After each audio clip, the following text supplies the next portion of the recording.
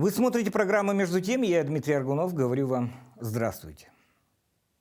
24 ноября выходит фильм «Наша зима. Беги КГМ» Степана Барнашова, в котором климатические условия становятся значимым фактором отношений в отдельно взятой семье. Фильм хороший, был на предпоказе, рекомендую.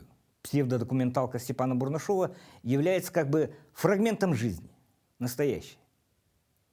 Это не первое творение искусства, посвященное якутской зиме. Вспомним «Холод» Андрея Геласимова, посвященное реальной ситуации, связанной с якутской энергетикой, аварией на якутской ГРЭС, когда треть Якутии на несколько критических часов осталась без света.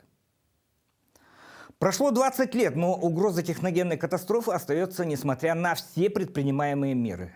Добавила остринки в вопросе и факт установки на ГРЭС-2 турбин американского производства, которым по понятным всем причинам крайне трудно подобрать технологические схемы для экстренного ремонта.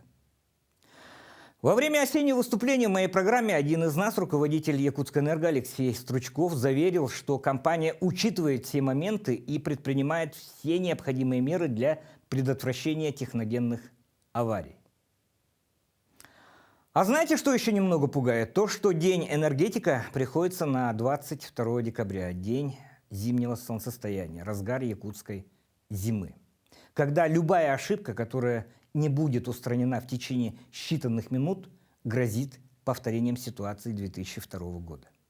Увидимся.